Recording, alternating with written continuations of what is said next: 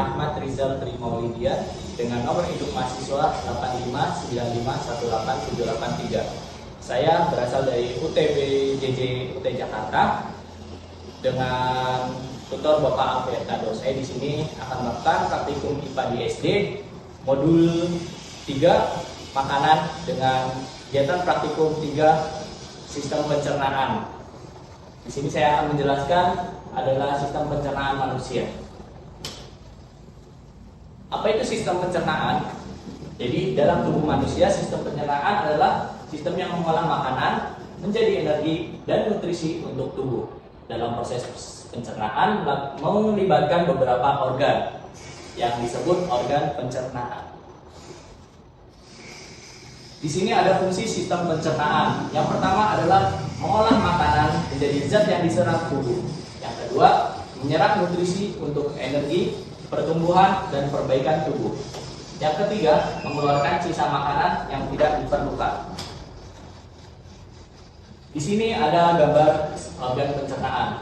Dari organ pencernaan yang diawali dengan mulut, selanjutnya ke kerongkongan, melanjutkan lagi makanan ke lambung, ke usus besar, usus halus, dan anus.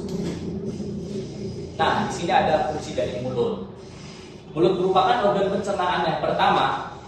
Itu dari semuanya kita dapat melihat ada yang pertama gigi, berfungsi untuk mengunyah makanan menjadi halus. Yang awalnya makanannya keras menjadi halus itu dilumatkan menggunakan gigi. Selanjutnya ada lidah. Lidah mengatur letak makanan, menelan dan mengecap rasa. Jadi makanan yang awalnya kita tidak tahu rasanya manis, pahit, atau asam dan sebagainya, kita mengetahuinya dengan adanya lidah. Yang ketiga ada air liur. Air liur adalah membantu pencernaan makanan. Itu air liur membantu sistem pencernaan menggunakan enzim-enzim yang terdapat dalam air liur. Selanjutnya, makanan melanjutkan ke kerongkongan. Kerongkongan adalah saluran pencernaan yang menghubungkan mulut dengan lambung. Berfungsi mengalirkan makanan yang telah lumat dari mulut ke lambung melalui gerakan peristaltik. Berbentuk tabung dengan panjang 20 cm. Ya, di sini ada lambung. Makanan yang berasal dari kerongkongan tadi masuk ke lambung. Lambung menghasilkan getah pencernaan. Makanan diaduk dan dihancurkan dengan bantuan getah pencernaan tersebut. Getah pencernaan berfungsi memecah makanan. Tadi dari dalam lambung itu juga terdapat enzim-enzim yang membantu dalam sistem pencernaan. Berikutnya kita lanjutkan ke usus halus. Makanan dari lambung diteruskan ke usus halus. Oleh usus halus, makanan dicampur dengan getah pankreas dan getah empedu. Makanan yang telah tercampur diremas-emas oleh usus halus dan dilanjutkan ke usus besar. Nah, di sini usus besar nih. Usus besar bersambung dengan usus halus. Permulaannya usus besar disebut usus buntu. Namun di dalam usus besar terjadi penghancuran sisa-sisa makanan dengan bantuan bakteri pembusuk. Dalam organ pencernaan yang terakhir ada anus. Anus adalah bagian akhir dari sistem pencernaan yang berfungsi untuk mengeluarkan sisa-sisa makanan atau kotoran atau feses yang berasal dari dalam tubuh.